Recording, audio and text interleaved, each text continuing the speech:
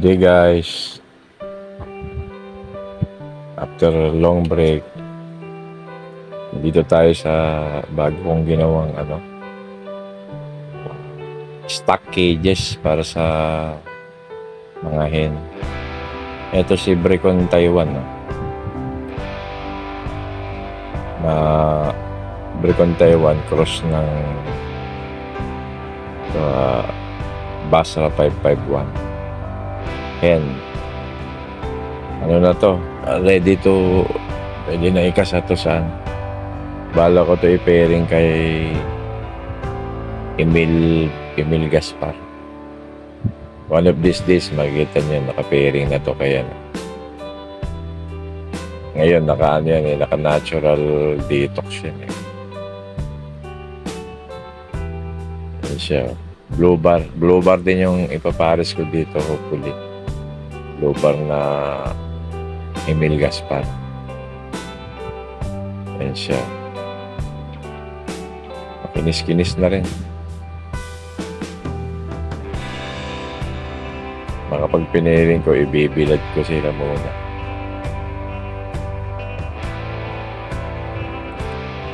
Yan ang prospect natin. Dalawa na lang sila dito sa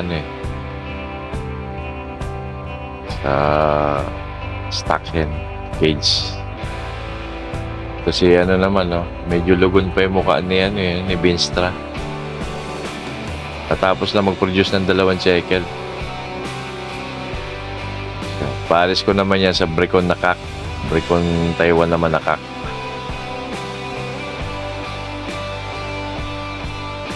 Ayan siya. May 6 na purchase. Ayan. Bagong gawa ko yan. Baka dito ko rin sila pag-pairing na lang din. May tungtungan sila mga purchase para 6. Para nakakalipad-lipad sila. Yan ang ng mga ibon yung sila nakadapo. 6 na dapuan yan.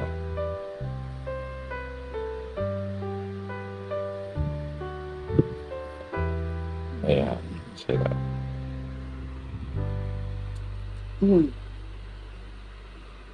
Si Stitch naka-pairing na. Stitch Tacloban cross ng Stitch. Doon na sila sa Staclob ko. Ayan. Dito sa baba naman, ito naman may 7 young bird dito. Ayan prospect flyer, future flyer. 7 sila, 8 yan. Kinuha ni Brother Mel yung isang checkered na Binstra. Kaya ayan sila 7. Hold over nito. Para kahit paano bago ko i-akyat sa flyer yan. Pero baka magtagal sila dito.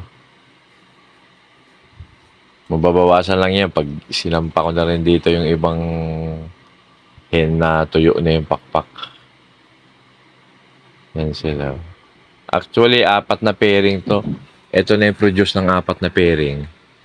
-1, so 7. Actually, 4 na pair ang nag-produce niyan. Yung 8 -1 na 8 -1 na mga young bird na yan. Ayan, ang size niyan parang ako na gumawa niyan parang size ng double cages. Plus or minus ang niya. Ito naman sa flyer lock. Flyers lock. Ayan sila.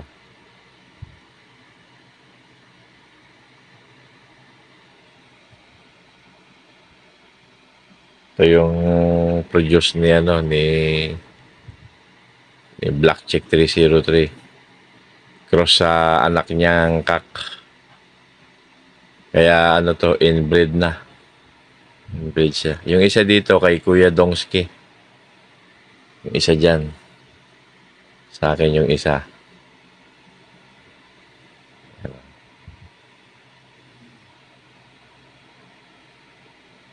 Anak ng pagudpud ko. Pagudpud clacker / finisher. Ito naman, anak to ni Blackcheck 303. Anak ng anak ni Blackcheck 303. Kapares naman siya ng full sibling ni Perul. Yan. Apo to ni Blue. Ayan. Future Flyer. Ano to? Dugo ni Blue. Yung maternal side, apo ni Blue. Apo ni Blue to. Pamangkin ni Perul. Kasi yung nanay nila, full sibling ni Perul. Ang tatakaw na ng mga young bird, oh, 7.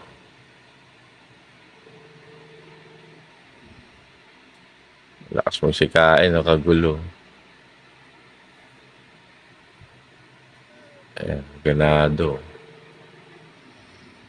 Nakakatawa pag ganyan ng mga young bird, oh. Dapat ma-maintain niya na ganyan ang eagerness nilang tumuka.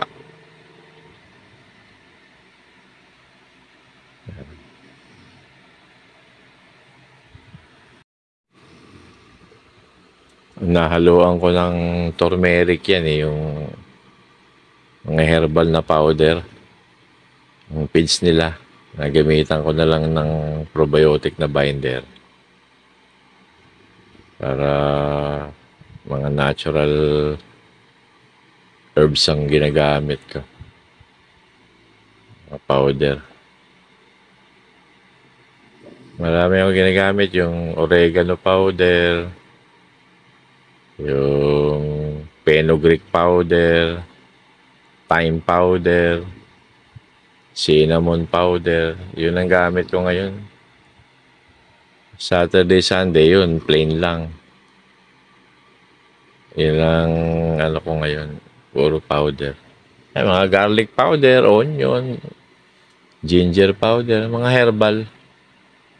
Yan, na-introduce ko na sa kanila. Ayan, lalakas nila. Oh. Ano naman yung nilagay ko dyan? Turmeric powder.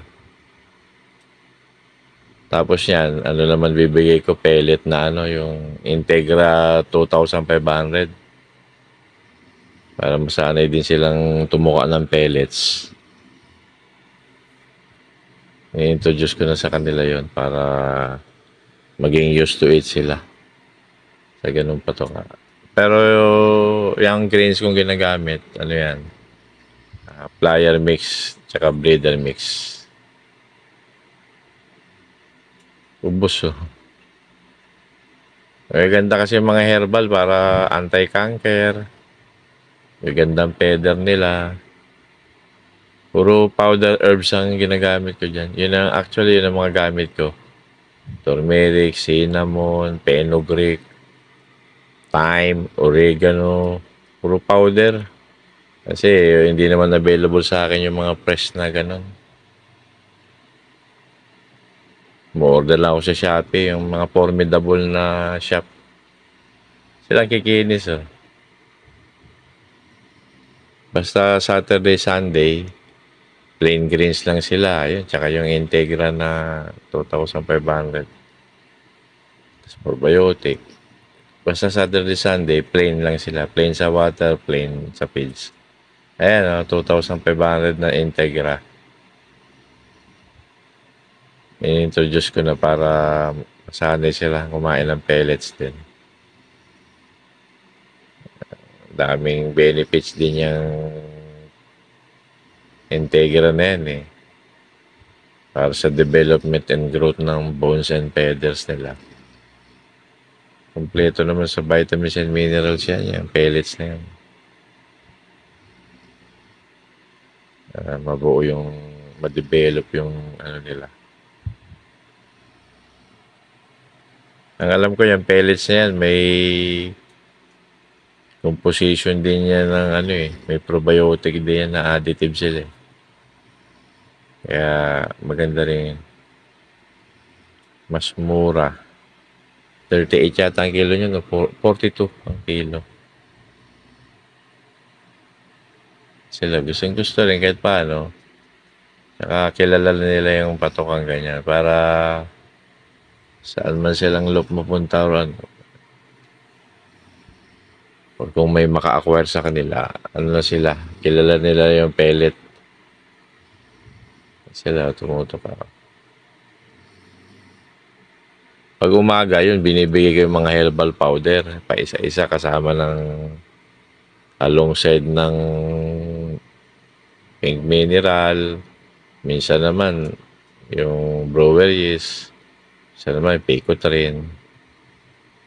At least 3 powder nilalagay ko sa grains. Binabinderan ko lang na pag Monday, binabinderan ko ng olive oil. Pero after that, ano na, probiotic lang yung gawa kong probiotic ang ginagamit kong binder. Kaya nagbibigay din akong olive oil dyan. At least 1 tapon sa isang punong container na more or less 1 kilo. Mamaya maubos din nila yan. Ginis naman yung mga iwaibis na to. Ito. May madadagdag pang isa dyan na puti. Para maging 8. Tatagal sila dyan. Sa cage na yan.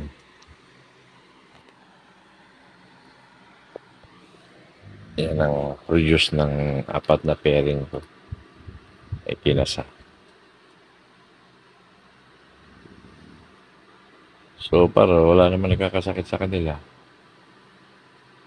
Minsan, may bulutong manaka-naka.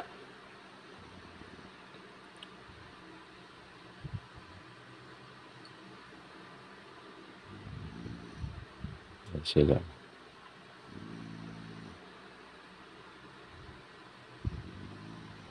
Ito ay mga young bird.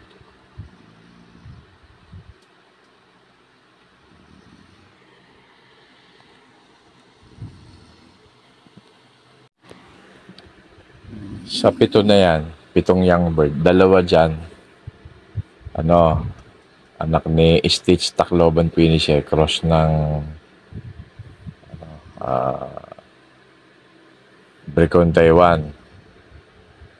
Isa dyan, dahil kinuha na yung isa ni isa dyan, Beanstra. Tapos, 2 dyan, anak ni Blue. Tapos 2 ding young bird yan, anak naman ito ni Crack. Cross ng Brecon Taiwan na Crack. More or less yun ang nakapag-produce dyan. Ganun na lang guys. Till next time. Bye. God bless.